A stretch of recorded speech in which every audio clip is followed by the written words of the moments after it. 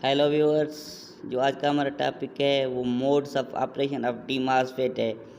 जैसे हमको पता है कि डी मॉसफेट जो है वो दो मोड्स में फर्दर ऑपरेट कर सकता है, एक डिप्लीशन मोड और दूसरा इन्हांसमेंट मोड। हमने पार्ट 1 में भी ये दोनों जो मोड्स थे उसके बारे में डिस्कशन की थी, लेकिन ये पार्ट 2 है उस वीडियो का। आइए अब हम इसकी थ्योरी को देखते हैं। This MOSFET is also act like a capacitor. ये जो हमारा मॉसफेट है वो कैपेसिटर की तरह भी एक्ट करता है। कैपेसिटर में भी दो पैरेलल प्लेट होती हैं। एक प्लेट के ऊपर पॉजिटिव चार्जेस अक्यूमुलेट हो जाती हैं, एक के ऊपर नेगेटिव चार्जेस अक्यूमुलेट हो जाती हैं, और बीच में हमारा डाइलेक्ट्रिक यानी इंसुलेटिंग मटेरियल यूज़ हुआ होता है। जैसे कि आप यहाँ पर इस पिक्चर में फिगर में आप देख सकते हैं कि ये जो हमारा ये जो गेट को निगेटिव वोल्टेज दे रहे हैं, तो इस निगेटिव वोल्टेज की वजह से इस चैनल में जो है ना वो पॉजिटिव चार्जेस उसके करीब अक्यूमुलेट हो जाते हैं, क्योंकि नेगेटिव पॉजिटिव को अट्रैक्ट करता है। और सिलिकॉन डाइऑक्साइड लेयर जो है वो इंसुलेटिंग लेयर है इन नेगेटिव और पॉजिटिव चार्जेस के बीच में, तो ये एक्ट करता है just like as a capacitor. अब जो हमारा डी मॉसफेट है वो ऑपरेट कर सकता है दो मोड्स में, एक डिप्लीशन मोड और दूसरा इन्हांसमेंट मोड। ये जो डी मॉसफेट है वो फर्दर जो है वो ऑपरेट कर सकता है डिप्लीशन मोड और इन्हांसमेंट मोड में। तो हम फर्स्ट कंसीडर करते हैं depletion mode with a negative gate voltage with a gate negative voltage. The negative charges on the gate repel conduction electrons from the channel. जब हम नेगेटिव जो है वो वोल्टेज गेट को देते हैं तो जो कंडक्शन इलेक्ट्रॉन चैनल में होते हैं उनको नेगेटिव चार्जेस रिपेल करती हैं। कंडक्शन इलेक्ट्रॉन को चैनल में से रिपेल करती हैं गेट को। जब हम नेगेटिव वोल्टेज अप्लाई करते हैं तो उसकी वजह से पॉजिटिव जो चार्जेस हैं ये चैनल में एक्यूमुलेट हो जाते हैं, लेकिन ये पॉजिटिव चार्जेस की जो है वो मोबिलिटी यानी मूव करने की जो खासियत होती है, सलाहियत होती है, वो कम होती है बनिस्बत इलेक्ट्रॉन के।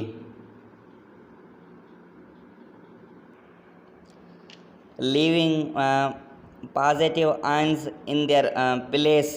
जब हमारे इलेक्ट्रॉन जो है वो मूव करते हैं तो वो अपनी गैर मौजूदगी को छोड़ जाते हैं, पॉजिटिव आयंस को छोड़ जाते हैं। जो एटम इलेक्ट्रॉन लूज करेगा वो पॉजिटिव आयन ही बनेगा। Therefore, by the n channel is depleted of some of its electrons, thus decreasing the channel conductivity।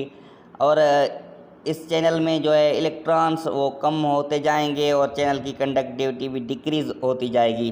The greater the negative voltage on the gate the greater the depletions of the N channel electrons. जब हम और ज़्यादा negative voltage gate को देंगे तो हमारी जो depletion है एन चैनल की वो जो बढ़ती जाएगी, इलेक्ट्रॉन उसमें से चैनल में से कम होते जाएंगे।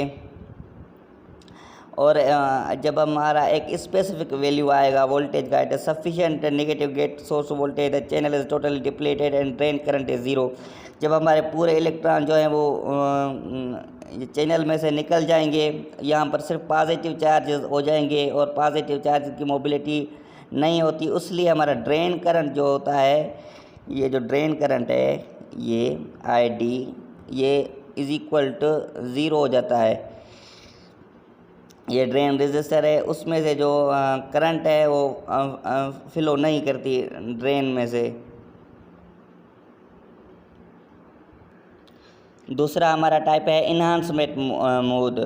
जब हम positive with a positive gate voltage more conductions electrons are attracted into the channel thus increasing the channel conductivity. जब हम पॉजिटिव गेट वोल्टेज अप्लाई करते हैं तो पॉजिटिव को चैनल में से रिपेल करेगा और इलेक्ट्रॉन जो है वो उसकी जगह जो है वो ऑक्यूपाई कर जाएंगे।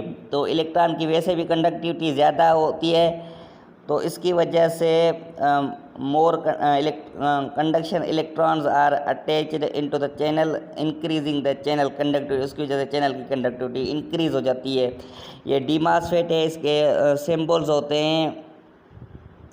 एक एन चैनल होता है, एक पी चैनल डी मॉसफेट, उसके सिंबल्स होते हैं। जब हमारा एरो जो है वो पॉइंट करे टुवर्ड इनसाइड, जब हमारा एरो हो तो वो एन चैनल का सिंबल होता है। जब हमारा एरो जो है वो आउटसाइड पॉइंट करे तो उसको हम पी चैनल कहते हैं। और इसमें आप देख सकते हैं कि जब हमने इन्हांसमेंट मॉसफेट डिस्कस किया था तो वो उसकी लाइट्स जो है थी वो ब्रोकन थी, लेकिन इसमें जो है वो कंटिन्यूस है। इसका मतलब ये है कि इसमें से पहले से ही जो चैनल है ना वो फॉर्म किया हुआ है, इसमें पहले से ही चैनल मौजूद है।